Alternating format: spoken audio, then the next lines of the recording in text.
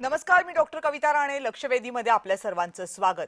आज महाराष्ट्रातल्या वेगवेगळ्या शहरांमध्ये, मग ती शहरं मोठी असोत अथवा छोटी असोत, एक चित्र कॉमन पाहायला मिळालं. एरवी गजबजलेली महाराष्ट्रामधली हॉटेल्स आज जणू काही ओस पडली होती. आणि याचं कारण होतं या हॉटेल्समध्ये न शिजणारं अन्न.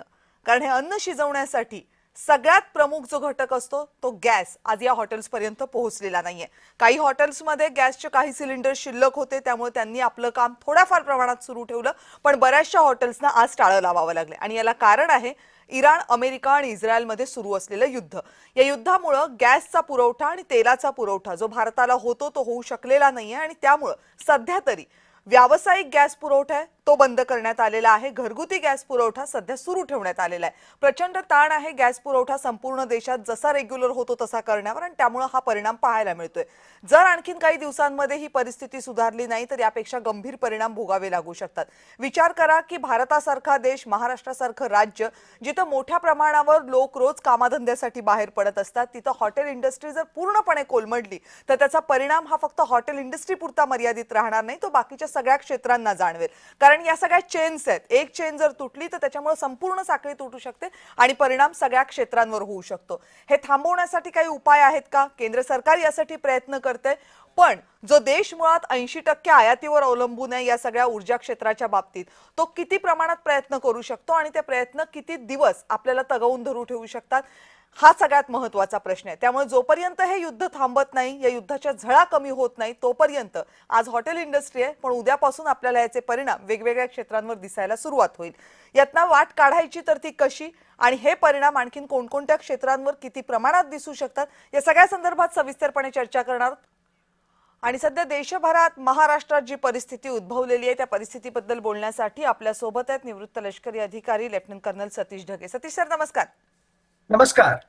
आंतरराष्ट्रीय विषयांचे अभ्यासक प्राध्यापक केदार नाईक आपल्या सोबत आहेत. केदार सर, नमस्कार. नमस्कार. आणि काही वेळातच आहार संघटनेचे अध्यक्ष विजय शेट्टी आपल्या सोबत असते तर आज त्यांच्यापासूनच सुरुवात करावी लागली असती, कारण हॉटेल इंडस्ट्रीचा विषय खूप मोठा आहे. पण त्या अगोदर सतीश सर, आता मला सांगा की हे काय फक्त हॉटेल इंडस्ट्री पुरतं मर्यादित राहणार नाही. आज हॉटेल इंडस्ट्री, उद्या बाकीच्या सगळ्या इंडस्ट्रीज हळूहळू या सगळ्या विळख्यामध्ये यायला लागतील, कारण तेल आणि गॅस हे असे दोन घटक आहेत की जे बाकीच्या सगळ्या सेक्टर्सना बांधून ठेवतात. आता ही परिस्थिती जर अशीच राहिली तर आपण किती दिवस तग धरू शकतो? मुळातच एलपीजीचा जो रिझर्व्ह आहे, ऍक्च्युली रिझर्व्ह, स्ट्रॅटेजिक रिझर्व्ह हा शब्दच मी चुकीचा त्या ठिकाणी वापरतोय. एलपीजीशी संबंधित आपल्याकडे जे आहे फक्त एक प्रकारचा बफर आहे. आता मी हा शब्द का वापरतो? जसं क्रूड ऑइल किंवा साधारणतः पेट्रोल, डिझेल याच्याशी संबंधित भारताकडे स्ट्रॅटेजिक पेट्रोलचा रिझर्व्ह त्या ठिकाणी त्याच्यात आहे. म्हणजे भारत सरकारकडे स्वतःकडे अशा प्रकारचा रिझर्व्ह त्या ठिकाणी. पण एलपीजीच्या बाबतीत, या लिक्विफाईड पेट्रोलियम गॅसच्या बाबतीत, जे प्रायव्हेट ऑर्गनायझेशन्स आहेत किंवा ज्या कंपन्या आहेत, त्याचबरोबर ज्या पब्लिक सेक्टर अंडरटेकिंग मधल्या ऑइल मार्केटिंग कंपनीज आहेत आणि डिस्ट्रीब्युशन मध्ये असणाऱ्या, ट्रान्सपोर्टेशन मध्ये असणारा हा सगळा ज्या एलपीजीचे सिलेंडर आहेत त्याचा एकत्रित आकडा म्हणजे साधारणतः 10 दिवस पुरेल एवढा त्या ठिकाणी आकडा आहे. मी त्या चर्चेकडे येतोच, पण एक अत्यंत महत्वाचा मुद्दा जो तुमच्या सुरुवातीच्याच इंट्रोडक्शन मध्ये होता आणि माझ्या मते तो अत्यंत महत्वाचा मुद्दा आहे. भारत सरकारने जो आहे आतापर्यंत 2 दिवसाच्या अगोदर त्या ठिकाणी सांगितलं की वेस्ट एशियामध्ये जो आहे सगळा हा क्रायसिस त्या ठिकाणी सुरू आहे आणि भारत सरकार जे आहे त्याच्या अनुषंगाने योग्य ते पावलं त्या ठिकाणी उचलतोय.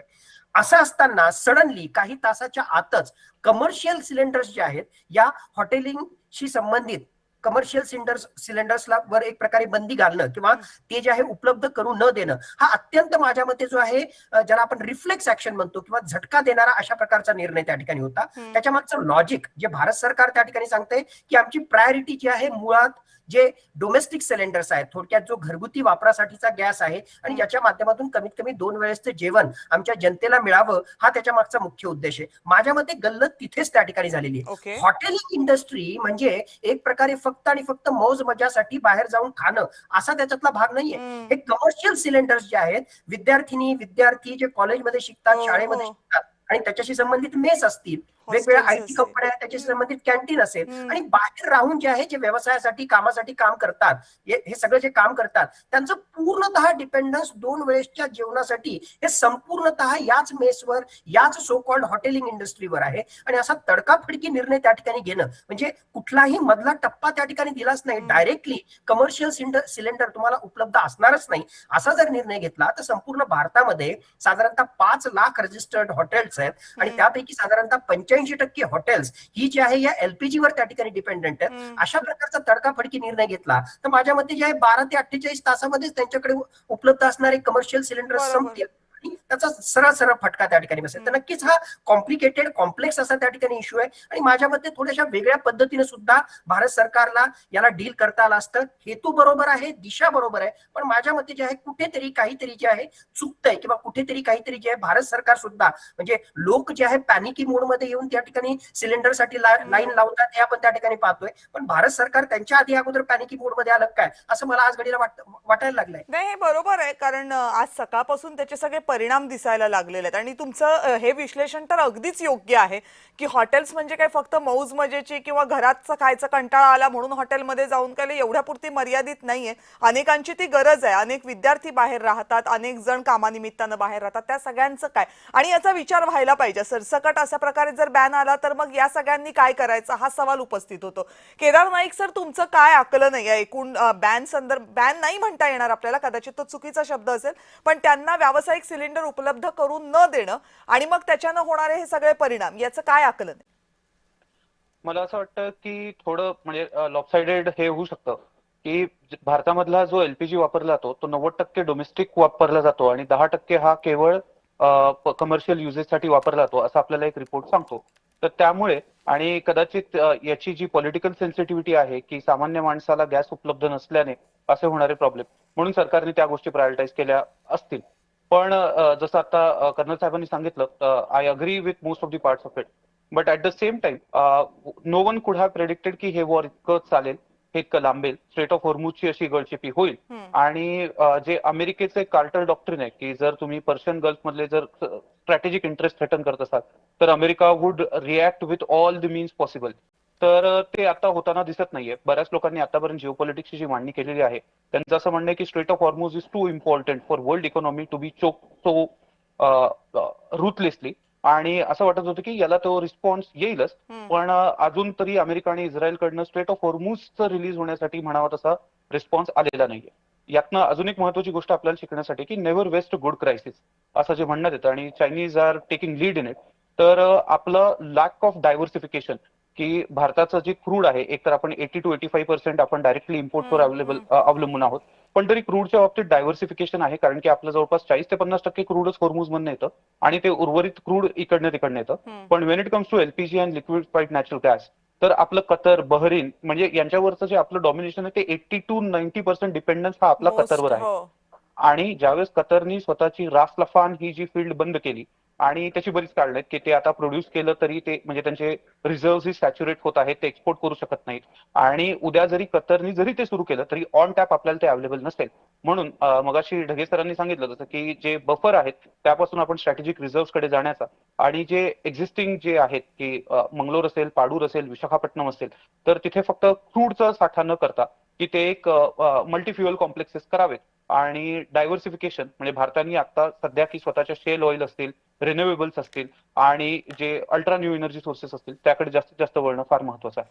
पण तुमचं जे पहिलं वाक्य होतं नाईक सर की 10%च आपण कमर्शियल वापरतो आणि 90% आपण डोमेस्टिक किंवा घरगुती वापरासाठी वापरतो, मग 10% असं आपण वाचवून कितीचा फायदा होणार आहे?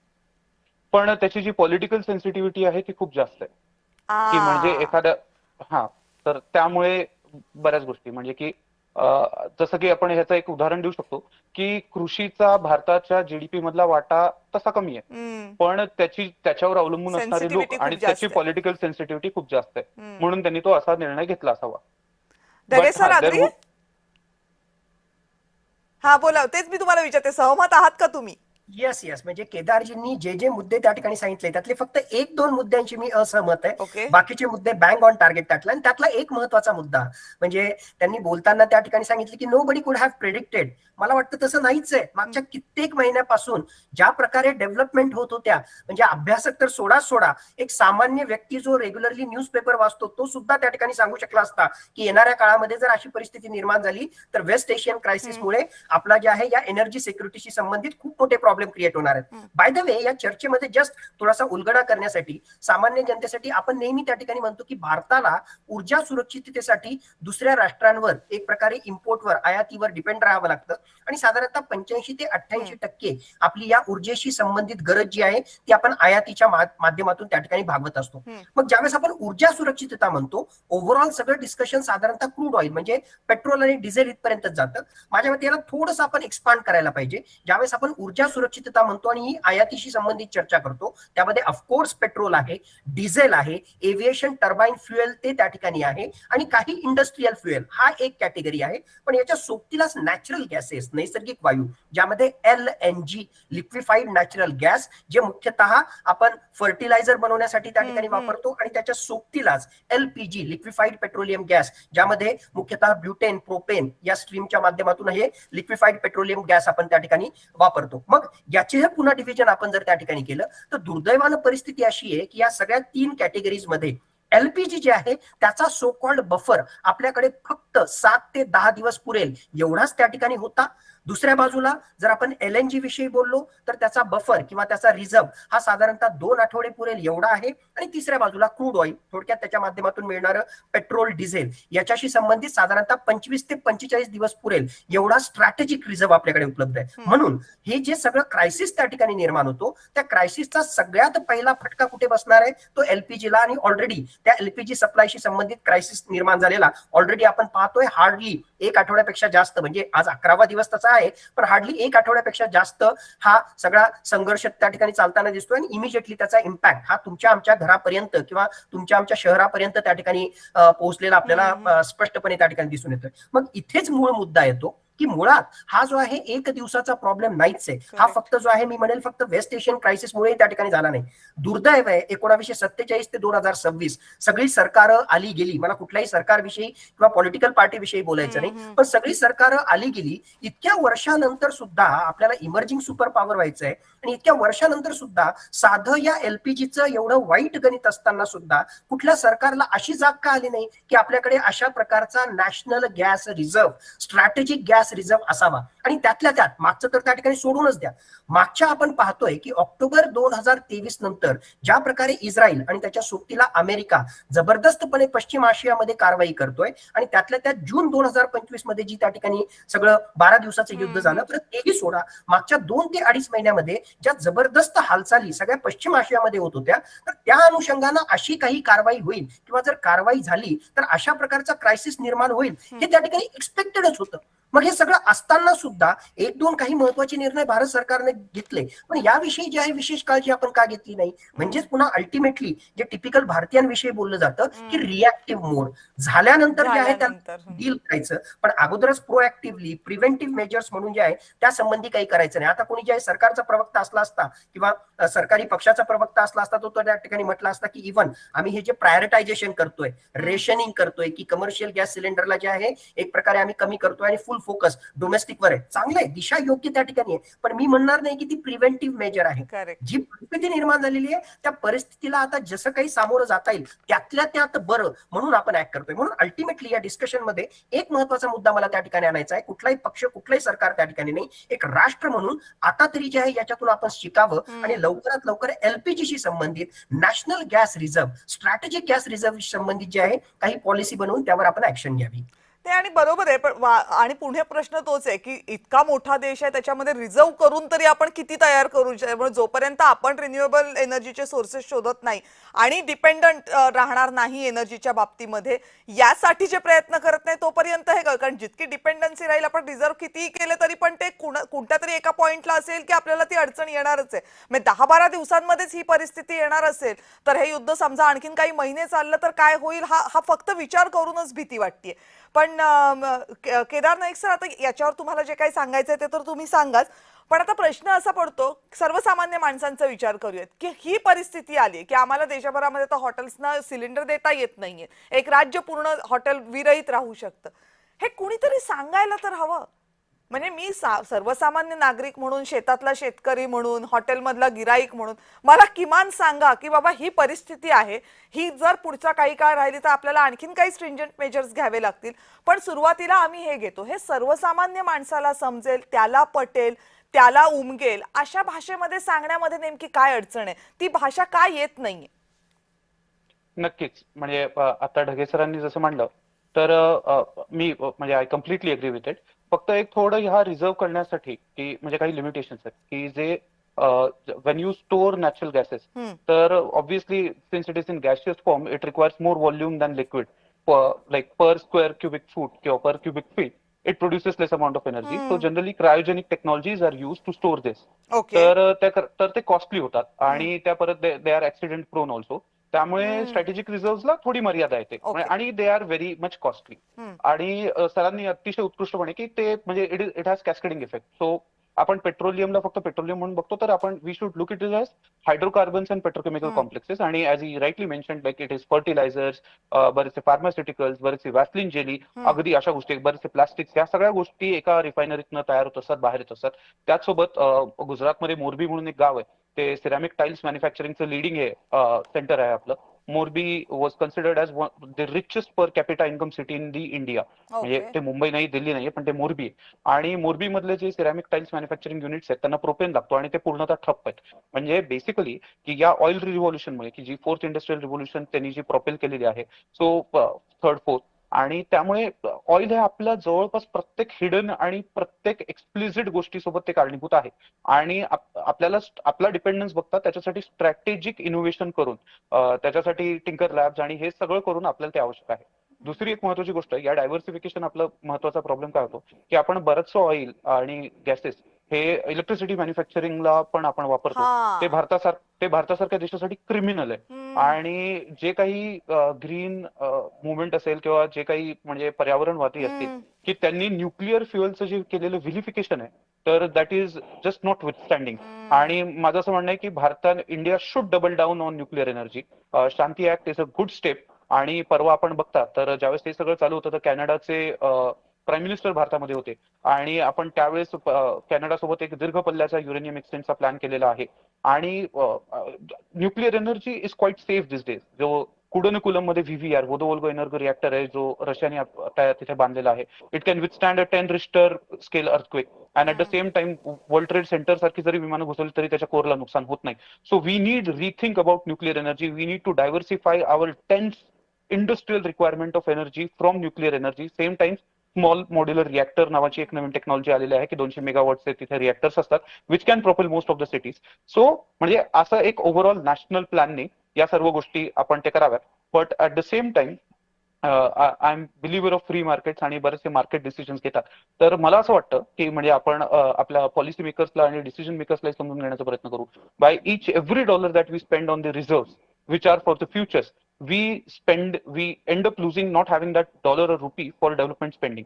तर याला जे ऑपॉर्च्युनिटी कॉस्ट म्हणतात, मग त्या पॉलिटिकल असतील, मग त्या सोसायटल असतील, मग त्या डेव्हलपमेंटल असतील, त्या इन्फ्रास्ट्रक्चरल असतील, तर त्यामुळे कदाचित आणि ओव्हरऑल भारताचा जो एक पोझिशनिंग आहे, वर्ल्ड पोझिशनिंग, की आपण युद्धापासून अलिप्त राहू शकत नाही आपण जरी इच्छा नसल्यास, तरी या सर्व गोष्टींनी आणि ऑपॉर्च्युनिटी कॉस्टच्या विचारणी आतापर्यंत आपण असं केलं असावं.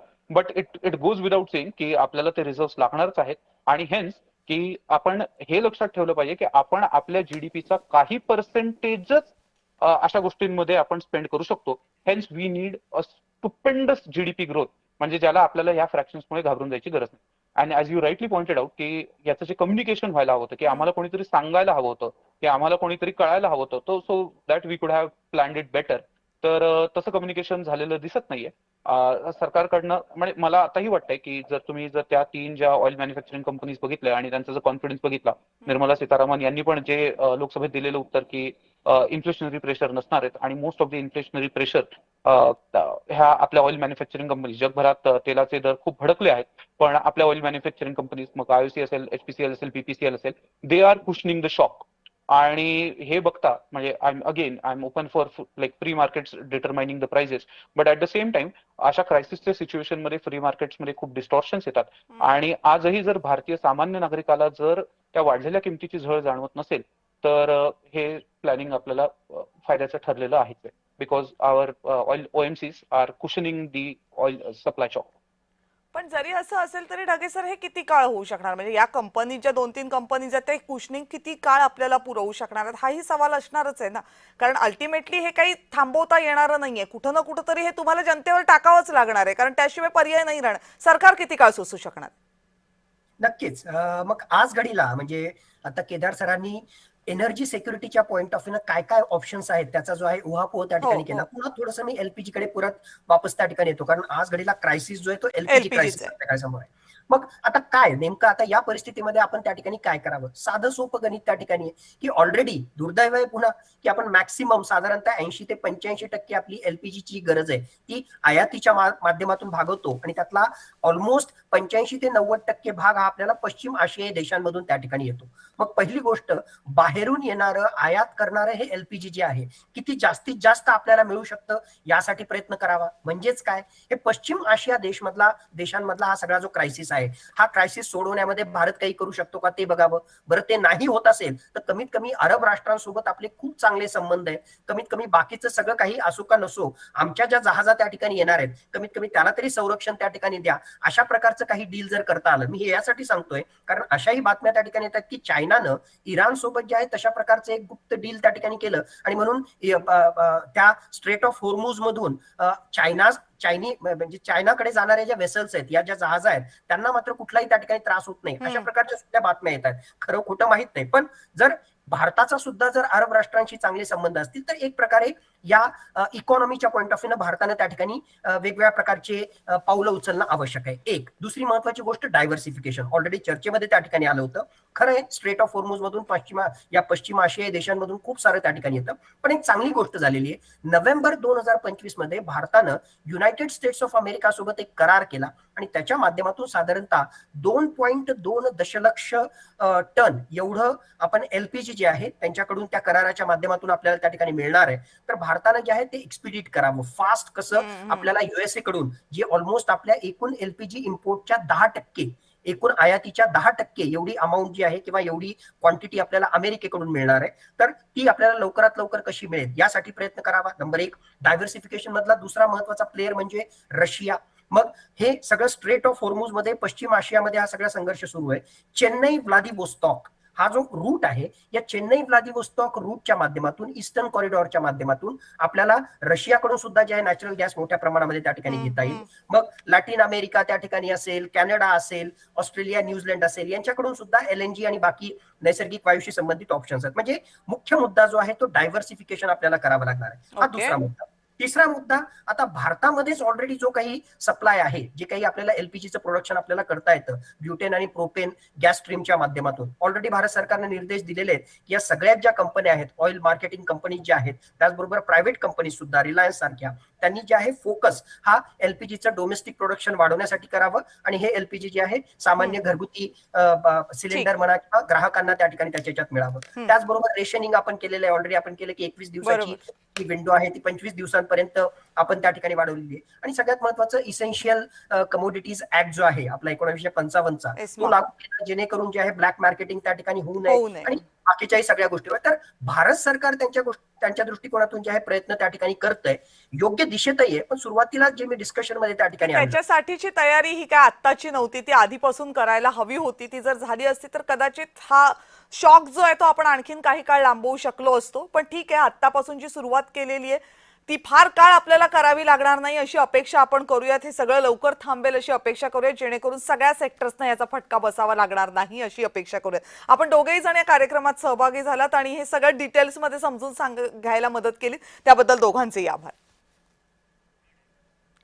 आणि यानंतर विशेष चर्चेमध्ये वेळ झाली इथेच थांबण्याची. पाहत रहा जय महाराष्ट्र.